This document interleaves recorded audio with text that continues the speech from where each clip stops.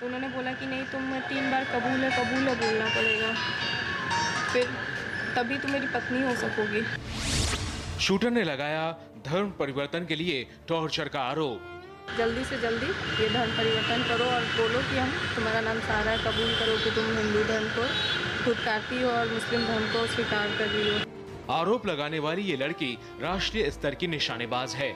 नाम है तारा देव शाहदेव। इसका आरोप है कि धर्म परिवर्तन करने के लिए उसे टॉर्चर किया जा रहा है। उसका पति उसे प्रताड़ित करता है, खाना तक नहीं दिया जाता और कहा जाता है कि इस्लाम कबूल कर लो।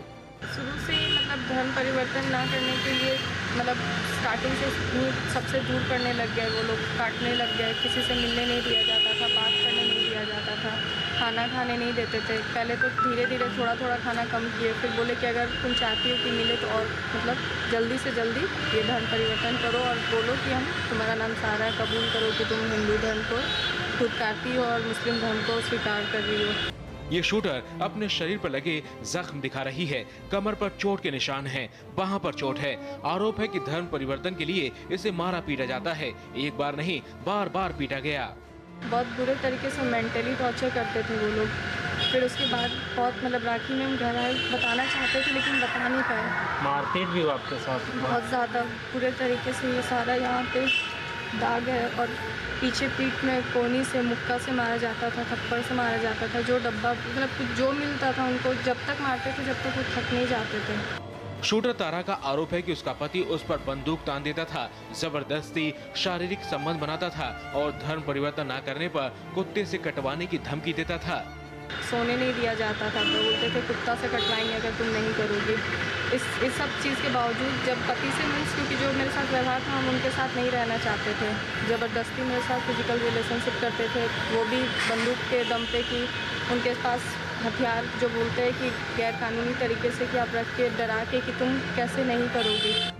आरोपी पति का असली नाम रकीबुल हसन है। लड़की का आरोप है कि वो उससे रंजीत बनकर मिला और शादी हुई तो पता चला कि वो मुस्लिम है। पुलिस ने शिकायत दर्ज कर ली है। शादी के दूसरे दिन ही इस इंसान ने मुझे बोला कि अब तो मेरी पत्नी है और जो हम बोलेंगे वो करना होगा और इसके लिए तुमको निकाह करना होगा जिसमें तुमको कबूल है बोलना पड़ेगा।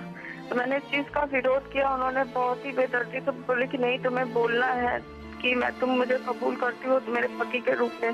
पहली बार वहाँ पे एक झटका लगा जहाँ से आपको समझ आ सकता है कि कैसा लगता होगा। फिर कुछ दिन के अंदर ही, ये 2-3 दिन के अंदर बोलते हैं कि आपका नाम आज से सारा रखा जाता है, अब आप मुस्लिम धर्म के अंदर आती हैं। तो मैंने बोला कि सर मेरा नाम तारा है और तारा ही रहेगा। तो उन्होंने बोला कि आप विरोध कर रही हैं। मैंने बोला मैं विरोध नहीं कर रही हूँ, मैं बदलूंगी नहीं, मैं वो बोल रही हूँ। तो फिर इन लोगों ने मुझे जोर जबरदस्ती से बहुत ही बेदर्दी से मारना शुरू किया। खाना नहीं देते थे, सोने नहीं देते थे, हर तरीके से उन्होंने कोशिश किया कि किसी भी तरीके से वो बदल ले। गोश्त खिलाने की वो लोग कोशिश करते थे जो मैंने किसी भी कीमत पे नहीं किया, जिसकी सजा मिली। बहुत मारते थे। अच्छा, माफ कीजिएगा, अगर आप कंफर्टेबल हैं तो हमें बता सकती हैं आपकी लव मैरिज थी ये? मेरी लव मैरिज नहीं थी ये, उनके तरफ से रिश्ता आया था बाइज्जत। मेरे परिवार वालों ने इसे उन्हें बहुत सोच समझ के कि हाँ वो एक अच्छे इंसान है, अपने स्तर से जो इंक्वायरी हो सके थी किया था। अगर लव मैरिज होता तो शायद मैं उसके साथ जीती, लेकिन लव मैरिज भी नहीं था ये, एक अरेंज मैरिज उसने किया। उसके बाद उसने मेरे साथ ये सब किया। और कोई माता पिता, उनकी तरफ के माता पिता जो है वो क्या कहते थे जब आप पर इस तरह जुल्म होता था, या फिर आप कहती थी कि वो उनकी माँ है। उनकी माँ मुझे ये कह के ले गई थी कि हाँ तुम मेरी बेटी की तरह हो, लेकिन जब इसका बेटा मारता था उनके पास जाती थी तो वो भी मुझे मारती थी। वो मुझे बोलती थी जो मेरा बेटा बोल रहा है वो कबूल करो वरना तुमको हर हाल में बहुत बुरी सजा दी जाएगी जो तुम सोच भी नहीं सकती हो। अच्छा तारा, एक और चीज़ आपसे जानना चाहेंगे। अमूमन जब आपने कहा कि अरेंज मैरिज होती है या फिर रिश्ता आता है, आपने कहा कि यहाँ और दूसरे परिवार की तरफ से रिश्ता आया था, तो एक यूं होता है कि चलिए कोई घर परिवार का आदमी थोड़ी सी इंक्वायरी करता है या फिर पता लगता है दूसरी फैमिली के बारे में। ऐसा शक व शुबा कुछ नहीं आपको पता लगा कि जो धर्म या फिर जो बातें बताई जा रही हैं वो झूठी हैं? जिस जगह पे ये रहते हैं, जिस स्तर से एक आम आदमी करता है, हर तरीके से किया गया। इनका परिवार, इनके पापा सेल्सेक्स में कमिश्नर थे, सब कुछ पता लगाया गया। जो उनके नेबर्स थे उनसे भी बोला गया, क्योंकि आज तक जब मैं निकली हूँ तब उनके पड़ोसियों को पता चला है। उनकी एक पूरी जिंदगी है जिसमें सिर्फ हिंदू है, एक पर्दे के पीछे है जो वो मुस्लिम है। मुस्लिम लोग नहीं जानते कि ये हिंदू है और हिंदू नहीं जानते कि ये मुस्लिम है। आप सोच भी नहीं सकते कि एक इंसान 2 जिंदगी कैसे जीता होगा, वो जीता है। अच्छा, आपको क्या लगा? आप तो साथ रही हैं और इतना कुछ आपने साथ भी, आपको क्या लगा, क्या मंशा रही अब इनकी जो आपके ऊपर ऐसे जुल्म किए गए? आपको कहा कि धर्म परिवर्तन कीजिए। उन्होंने ये सोच के मुझसे शादी की थी कि एक आम लड़की है, इसके घर परिवार में मेरी माँ की डेथ हो गई है, मेरे पापा भैया कभी भी कुछ नहीं कहेंगे, वो सोच भी नहीं सकेंगे कि वो क्या है। इस पे कितनी भी जुल्म करो, वो अपने पति को वही पति परमेश्वर वाले फिलॉसफी पे लेके चलेगी, कभी आवाज नहीं उठाएगी, उससे जो बोलेंगे वो करेगी। उन्होंने ये गलती की ये समझने की बस, और इस चीज की उनकी सजा उनको मिलने वाली है अब। और अब तो आपने, जाहिर सी बात है, ये मीडिया में मामला आया है और पुलिस तक भी मामला पहुंचा है। किसी तरीके का कोई आश्वासन? और अब ये कहाँ है लड़के वाले? क्या कुछ बात चल रही है? अभी कहाँ लेवल तक है मामला ये? जिस लेवल से ये इंसान काम कर रहा है अभी तो वो किसी भी हाल में रांची में नहीं है, क्योंकि पुलिस अपनी पूरे स्तर से कर चुकी है जांच। जहाँ तक पता चला है ये बाई रोड कोलकाता, कोलकाता से बाई फ्लाइट दिल्ली भाग गया, और पता नहीं अब वो इस देश में भी है या नहीं। और ये तो जस्टिस जो जांच चल रही है उसमें पता चलेगा, पुलिस के स्तर तक वो कर रही है। क्योंकि मैं आप लोगों से रिक्वेस्ट करूंगी, मीडिया हर जगह होती है, देश के कोने कोने में आप लोगों, क्योंकि हर जगह पे आप लोग का वो है, बिना मीडिया के सपोर्ट किए हो ही नहीं सकता मुमकिन।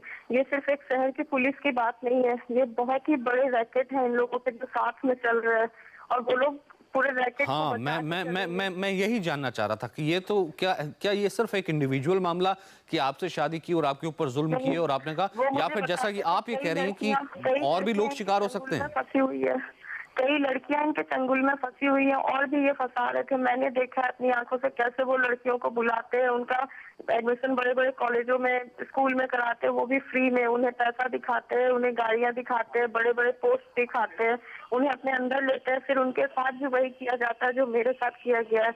और अगर वो आप उनसे कबूल नहीं करोगे तो आपको किसी बाहर देश या किसी बाहर जगह, ऐसी जगह पे भेज दिया जाता है जहाँ से आप कभी वापस नहीं आ पाओगे।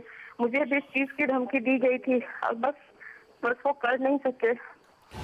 लेकिन उसे पता नहीं था कि सिर्फ 2 महीने में ही सब कुछ बदल जाएगा। 7 जन्मों के फेरे लेकर तारा जैसे ही पति के घर पहुंची, पति ने उसके सामने एक बड़ी शर्त रख दी। जुलाई को शादी होने के बाद, विदाई के बाद जब ससुराल गए तो उस रात वो कहते हैं कि अभी दुनिया की नज़र में तो तुम मेरी पत्नी हो गई हो, मतलब मेरे लिए, लेकिन अभी तुम पत्नी नहीं बनी हो। तो कोई भी ताजुब करेगा कि क्यों, मतलब शादी हो चुकी है हमारी। तो उन्होंने बोला कि नहीं, तुम्हें 3 बार कबूल है बोलना पड़ेगा, फिर तभी तुम मेरी पत्नी हो सकोगी। तो मैंने पूछा कि कबूल है तो मुस्लिम करते हैं, तो उन्हें बताया कि नहीं, मैं अल्लाह को भी मानता हूँ। 3 बार कबूल बोलकर पति को अपनाने की शर्त तो तारा ने एक बार मान भी ली, लेकिन हद तब हो गई जब पति के परिवार ने तारा को नाम बदलने के लिए कहा। आरोप है कि तारा को सारा बनाने की कोशिश हुई। उनका नाम लेकर रंजीत सिंह को आप अपना पति मानती हैं तो बोलिए कबूल है, 3 बार तो आप पत्नी हो जाएंगी। मैंने बोला कि हाँ ठीक है, हाँ मानते हैं हम, कबूल है करके माना। उसी टाइम वो लोग बोलते हैं कि आपका नाम आज से सारा रखा जाता है। तो उस टाइम पे मैंने बोला कि नहीं, सारा मेरा नाम नहीं हो सकता क्योंकि ये मुस्लिम नाम है।